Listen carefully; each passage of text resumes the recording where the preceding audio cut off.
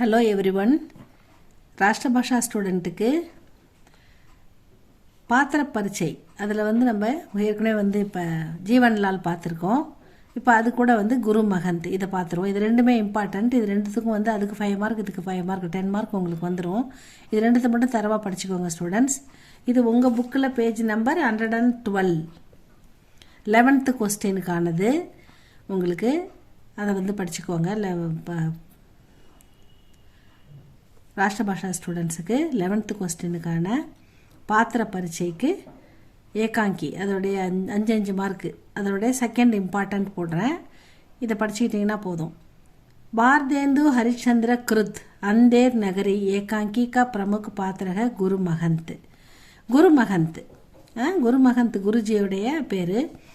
भारतेंदु हरिश्चंद्र அவர் எழுதின கிருத் அவர் படைத்த अंधेर नगरीன்ற ஏகாங்கி நாடகம், ஓரங்க நாடகம்.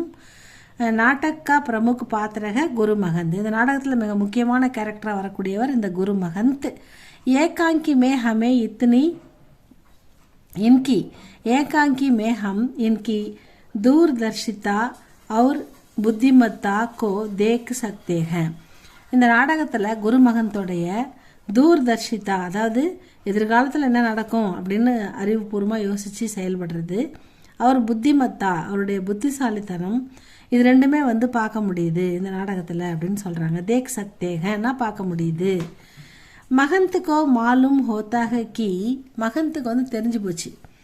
அந்தேர் நகரிமே, அந்தேர் நகரில், இந்த அந்தேர் நகரின்ற ஊரில் சபி சீஜை எல்லா பொருளுமே டக்கே சேர் பிக்தீக, பிக்குனானா விற்கிறாங்க. அதாவது ஒரு பொருள் கேட்டால் 1 கிலோ தான் கொடுப்பாங்க, அது குறைஞ்சி கொடுக்க மாட்டாங்க. நீங்கள் 1 ரூபா கொடுத்தா 1 கிலோ கொடுத்துருவாங்க. அந்த மாதிரி விற்கிது அந்த ஊரில். பிக்குனானா விற்கிறது, டக்கே சேர் எல்லாமே கிலோ கணக்கில் விற்கிது. உசி க்ஷன் வே சமஜ் லேத்தேக, அப்போ அந்த ஒரே கணம், அந்த ஒரு கணத்திலே, கணம்னா ஒரு க்ஷணம் அப்படின்னா ஒரு வினாடியிலே அவர் சமஜ் லேத்தேக புரிந்து கொண்டார். ஏன்னா குருஜி இல்லையா அவர், அதனால் புரிஞ்சுக்கிட்டாரு. கி யஹா கா ராஜா படா பேகூஃப் ஹை, இங்கே உள்ள ராஜா ரொம்ப முட்டாளாக தான் இருப்பார். பேவ்கூஃப்னா அறிவில்லாதவர், படா பேவ்கூஃப்னா சுத்தமாக அறிவில்லாத ராஜாவாக இருக்கார். அவர் யஹா ரகனேசே, இங்கே நம்ம தங்கணும்னா படி ஆபத்தோகி, பெரிய ஆபத்தில் மாட்டிக்க வேண்டியிருக்கும், நமக்கு ஏதாவது ஆபத்து வந்தாலும் வந்துடும். யஹா முன்கி புத்திமத்தா, இங்கே அவருடைய அறிவு கூர்மையை, அவர் தூர்தர்ஷிதா நாளைக்கு என்ன நடக்கும் அப்படின்றத யோசிக்கிறதையும் தேக் சக்தேக பார்க்க முடியுது.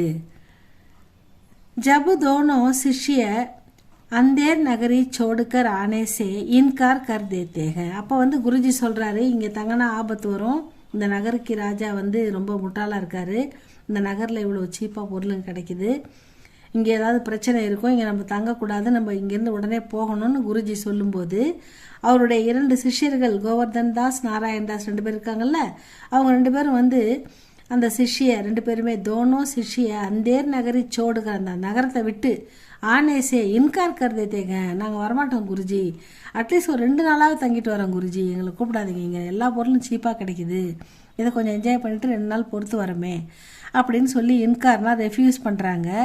தப் குரு மகந்த் ஏக் சச்சே குரு ஓனேக்கே நாத்தே ககத்தேக, ஒரு உண்மையான குருஜியாக அவர் சொல்கிறாரு சீடர்கள்கிட்ட, கி கபி சங்கட் படே, ஏதாவது உங்களுக்கு சங்கடம் வந்துடுதுன்னா, துன்பம் வந்துடுதுன்னா, தோ மேரி யாது கரோ, என்ன நினச்சிக்கோ, ஏன்னா நான் இங்கே தங்க மாட்டேன், இது தங்கறதுக்கு எனக்கு உகந்த இடமா தெரியல அப்படின்னு சொல்லிட்டு சொல்கிறாரு. உனக்கு ஏதாவது ஆபத்து சங்கடம் துன்பம் இப்படி ஏதாவது படை வந்துச்சுன்னா, தோ மேரி யாது கரோ, என்ன நீ ஞாபகப்படுத்திக்கோ, என்ன நினச்சிக்கோன்னு சொல்லிட்டு போகிறாரு. இதுதான் அவருடைய என்ன சொல்கிறது, சச்சே குரு கோனேக்கே காரணம், உண்மையான குருவின் குணம்.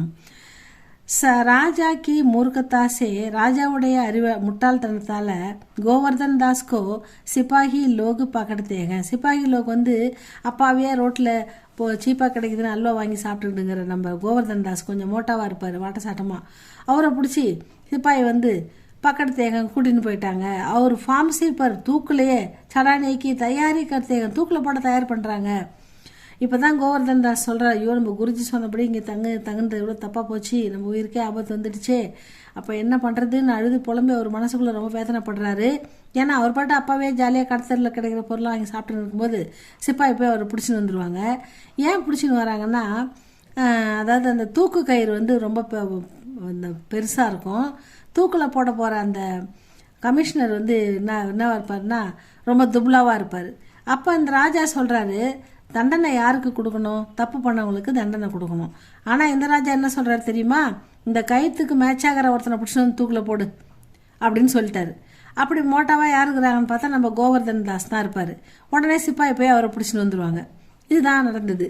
இதனால் வந்து என்ன ஆகுது, இவனுக்கு ரொம்ப தூக்கில் போட தயார் பண்ணுறதை பார்த்த உடனே தப்பு மகந்த ஜாத்தேக குருவை நினைக்கிறார், ஐயோ குருஜி நீங்கள் சொன்னதை நான் கேட்காம போயிட்டேனே, என்னை கொண்டுருவாங்க பொழுதுதே, என்னை தூக்கில் போட போகிறாங்கன்னு குருவை நினைப்பார். அப்போ நினைக்கும்போது தபு மகன் ஜாத்தேக அங்கே வந்துட்டார் குருஜி. நான் சிஷியனுக்கு ஆபத்தின உடனே வந்துட்டார். அங்கே உள்ள சுச்சுவேஷனை பார்க்குறாரு. என்ன இது தூக்கில் போட போகிறாங்க, எந்த தப்பும் பண்ணாமல் இருக்கிறவன கயிறு பெருசாகுதுன்றதுக்காக அதுக்கு மேட்சாக ஒரு ஆளை பிடிச்சி போடுறாங்க.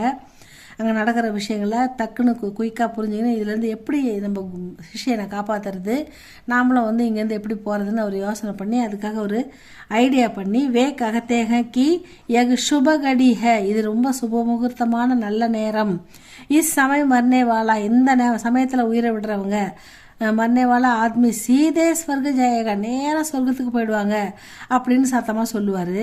यह सुनकर राजा खुद फांसी पर चढ़ता है और शिष्य बच जाता है. இதை கேட்ட ராஜா, இப்படி ஒரு வாய்ப்பு ராஜா இருக்கும்போது எப்படி மற்றவங்களுக்கு கிடைக்கும், முதல்ல நான் தான் போவேன் சொர்க்கத்துக்குன்னு சொல்லி ராஜா இறங்கி டக்குன்னு போய் அவர் தூக்கு கயிறை மாட்டின்னு இறந்துடுறாரு. அப்போ என்ன அப்பா அப்படி சொன்னதால் அவர் ராஜா வந்து இறந்துடுறாரு. அந்த அங்கே குருவை சிஷியனை காப்பாற்றி கூட்டின்னு போகிறாரு நம்ம குருஜி. फांसी पर चढ़ता அவர் சிஷ்ய பச்சு ஜாத்தாக. அப்போ வந்து சிஷியனை வந்து காப்பாற்றப்படுறாரு. ராஜாவே வந்து தூக்கில் மாட்டி தொங்கி இறந்துருவார். யஹா மகந்துக்கு சூஜ் பூஜ் இங்கே அவருடைய சூழ்ச்சியையும் புத்தி கூர்மையும் பார்க்க முடியுது. தேக் சக்தேகன்னு சொல்கிறாங்க. இதுதான் குருமகந்த் செய்த அந்த அற்புதமான காரியத்தை தான் இதில் சொல்லியிருக்காங்க. 5 மார்க் இதில் நல்லா படிச்சிங்க ஸ்டூடெண்ட்ஸ். இது உங்களுக்கு பிடிச்சிருந்தா லைக் பண்ணுங்கள், ஷேர் பண்ணுங்கள். தேங்க்யூ ஃபார் வாட்சிங்.